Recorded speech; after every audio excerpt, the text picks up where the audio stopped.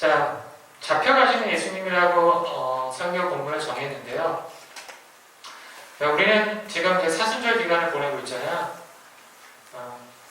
사순절 기간 동안 예수님의 마지막 행적에 대해서 우리는 계속적으로 지금 살펴보고 있어요. 지난주에 우리가 제자들과 마지막 만찬을 하신 예수님 기억하세요? 네, 제자들과 마지막 만찬을 예수님. 그 예수님은 제자들과 사실은 함께 지금 오늘 본문에 보면 겟세마네라는 곳에 가서 기도하고 계시는 그 장면을 오늘 본문 말씀을 통해서 볼 수 있는데요. 37절에 보면 고민하고 슬퍼하사라는 그런 구절이 나오는데, 여기서 고민하고라는 그 단어는 굉장히 극심한 불안과 그런 근심을 뜻하는 말이며, 그리고 슬퍼하사라는 말은 우리말로는 단순하게 슬퍼하사라고 번역되어 있지만 실제로는 마음 중심을 잡을 수 없을 만큼 그 깊은 슬픔을 의미하고 있습니다. 즉 예수님께서 37절에 고민하고 슬퍼하사라는 말을 통해서 그 예수님의 근심, 걱정, 불안, 염려, 그리고 고민들, 이런 것들을 보여주고 있어요. 즉 예수님의 육체적인 고통도 고통이지만 그것보다 사실은 더 심한 고통이 되는 것은 인류의 죄를 지고 스스로 죄인이 되어서 하나님으로부터 저주받게 되었다는 것, 즉 하나님과의 관계에서 끊어지게 되는 그 모습 자체가 사실은 예수님에게 있어서는 굉장히 큰 고통이에요. 그래서 예수님께서 비록 제자들이 자신의 고통, 즉 자신의 고난에 본질적으로 참여할 수 없다 할지라도 그 인간적인 동정심 있잖아요. 그리고 격려, 이런 것들을 통해서 제자들이 자기 곁에 있어 주기를 바랬습니다. 비록 그것이 예수님의 인간적인 그런 고민의 표현이기도 했습니다. 다가오는 자신의 죽음에 대해서 이 말을 사용해서 나의 마시려는 잔이라고 이렇게 하였는데요. 물론 이것은 단순히 그 생물학적으로 우리가 죽는다라는 것을 뜻하기도 하지만 그 이상의 의미로 하나님과 단절되는 그런 영적 고통도 사실은 내포하고 있습니다. 여러분 혹시 2020년에 한 설문조사 기관에서요, 그 10대들을 대상으로 해서 이런 조사를 했던 그 경우가 있었는데요. 10대들에게 물어봤습니다. 여러분들은 어느 순간에 가장 고통스럽습니까? 어느 순간에 가장 괴롭습니까? 라고 이렇게 물어봤을 때 1위를 차지한 게 뭔지 아세요 혹시? 제가 한번 여러분들에게 물어볼게요. 여러분들은 어느 순간에 가장 고통스럽고 어느 순간에 가장 괴로워요? 시험. 뭐 시험 망쳤을 때, 뭐 시험 점수 떨어졌을 때, 그리고 또 있어요? 또 뭐가 여러분들 인생에서 괴롭거나 고통스럽게 생각해요? 또 시험 성적, 그리고 뭐 이성 친구랑 헤어졌을 때? 그런 거 없어? 또 여러분들은 별로 이렇게 다 행복한가 봐. 괴로운 순간이 없이 다 행복한가 봐요, 여러분들은. 네, 설문조사 기관에서 설문조사를 했을 때 1위가 뭐냐면요, 친구들과의 관계에서 끊어졌을 때라고 얘기를 해요. 그게 1위였어요.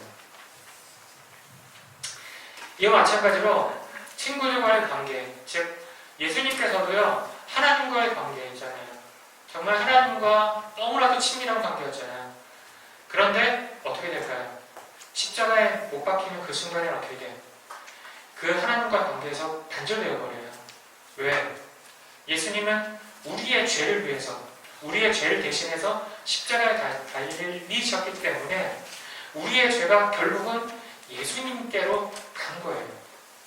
즉 죄가 있는 존재는요 절대 하나님을 만날 수가 없어요. 그렇기 때문에 예수님이라고 할지라도 그 순간만큼은 어떻게 돼요? 하나님과의 관계에서 끊어지고 하나님과의 관계에서 단절되어 버린 거예요. 그것이 사실은 예수님에게 있어서 가장 큰 고통이라는 거예요. 그래서 예수님께서 원했던 것은 아버지의 뜻을 행하는 것인데, 사실은 아버지의 뜻에 순종하기 위해서는 어떻게 보면 이 십자가를 피할 길이 없다는 사실을 너무나도 잘 알고 계셨습니다. 그래서 예수님께서는 그 의지를, 아버지의 뜻을 전적으로 순종함으로 어떻게 보면 이 고난의 잔을 마시기로 결정했던 것입니다. 정말로 예수님은 하나님의 아들이시면서 동시에 자신이 가르친 순종의 교훈을 가장 잘 실천한 그런 모범을 보이셨어요. 처음으로 창조된 인간, 즉 아담이죠. 그 아담이 에덴 동산에서 하나님의 뜻이 아닌 자신의 뜻대로 뭘 따먹게 돼요? 선악과를 따먹죠. 그거는 결국 하나님의 뜻이 아니에요. 온전히 자신의 뜻인 거예요. 그래서 자신의 뜻을 주장함으로 낙원에서 광야로 쫓겨남을 당했죠. 그래서 그 인간은 에덴 동산에서 광야로 가게 되었어요. 그러나 이제 예수님께서 나의 뜻이 아니라, 나의 뜻은 어떤 것일까요? 예수님께서의 뜻은 이 잔을 피하게 해달라는 게 사실은 예수님의 뜻이었습니다. 그런데 하나님의 뜻을 따르겠다고 기도함으로 광야 같은 세상을 천국으로 바꾸셨고, 그 결과 고통의 겟세마네 행로는 영광의 문으로 들어갈 수 있는 그런 길이 된 것입니다. 그렇게 예수님은 3번의 기도를 드립니다. 이 3번의 기도는 예수님의 기도의 간절함과 그 기도를 할 수밖에 없었던 위기 상황의 그런 모습을 보여주고 있습니다. 그리고 하나님 아버지께 대한 순종의 절대성과 적극성 등을 강조해주고 있습니다. 그리고 무엇보다 기도 그 자체의 중요성이 사실은 강조되고 있습니다. 예수님께서 사람들의 손에 잡혀 최후의 순간을 맞이할 그 고난의 때가 이미 가까이 다가오고 있었습니다. 영광스러운 메시아, 그 왕이 고난의 길을 가고 있는 것입니다. 그런 두려움과 공포의 시간을 예수님은 사실은 기도로 이겨내고자 하는 것입니다. 그런데 마침내 때가 다가오고 있었습니다. 47절에 보면 말씀하실 때라고 이렇게 표현하고 있는데요. 예수님께서 제자들에게 말씀하고 있을 때, 그때 유다라는 사람이 다가옵니다. 유다, 누구인가요?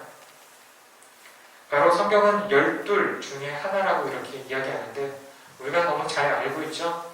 가룟 유다라고 이렇게 하는 예수님을 배반한 그 제자입니다.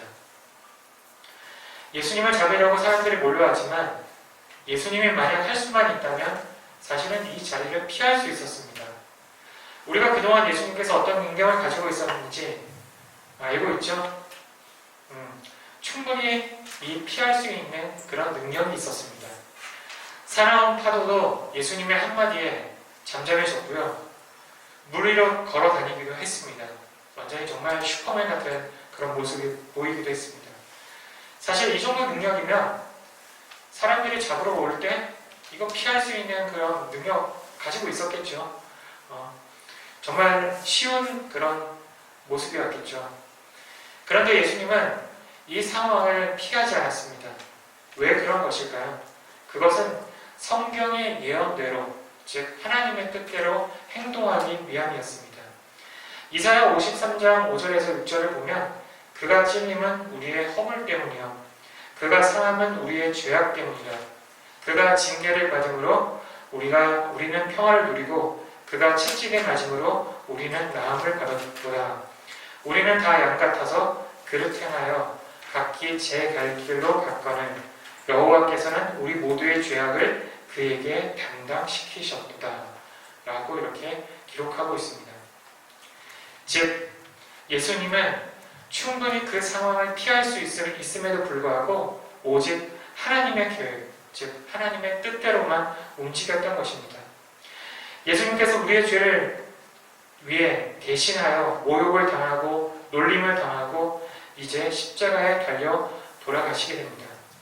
이 모든 것은 온 인류의 죄를 대신하여 한 번의 희생 되시려고 하는 그 계획 때문이었습니다.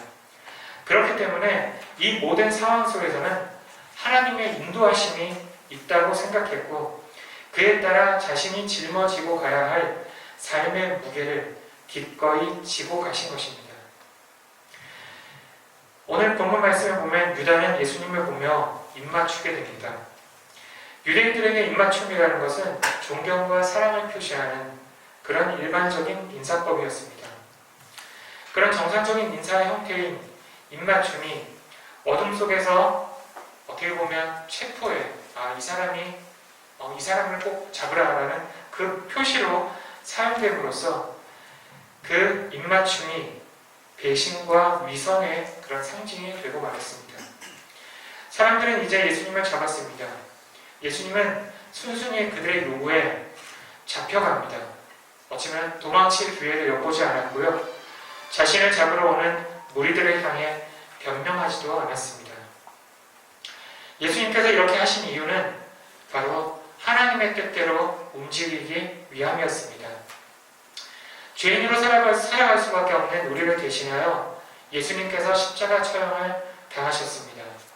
어쩌면 그 덕분에 사실은 우리가 영원한 생명을 누리게 된 것입니다. 그렇기 때문에 여러분들 이제 사순절 기간을 보내고 있는데요. 이 기간 동안 예수님의 그 십자가 사랑 그것을 기억하며 여러분들이 십자가 사랑을 꼭 믿게 될 수 있는 우리 학생들 되길 바랍니다.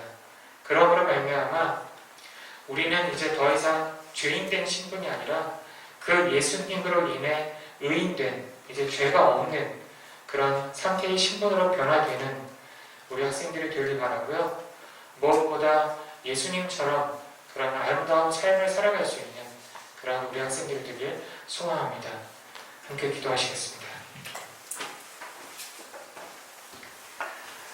사랑 많으신 아버지 하나님 은혜를 감사드립니다. 주님, 이제 예수님께서 유다의 손에 이끌려 이제 잡혀가시게 됩니다. 주님, 예수님께서 잡혀가시는 그 시간이 어쩌면 우리가 구원을 받을 수 있는 그 시간이 가까워졌음을 우리가 의미합니다. 주님, 우리가 그 예수님을 바라볼 수 있도록 인도해 주시고 그 예수님의 십자가를 바라볼 수 있도록 주님 인도해 주시옵소서. 십자가는 처형이지만 십자가는 나쁜 것이고 십자가는 죄이지만 주님, 그 십자가 속에는 또한 예수님의 사랑과 하나님의 놀라운 은혜가 담겨져 있음을 우리가 알 수 있도록 그리고 우리가 받아들일 수 있도록 주님 인도해 주시옵소서. 함께 해주실 걸 믿고 예수님의 이름으로 기도드립니다. 아멘.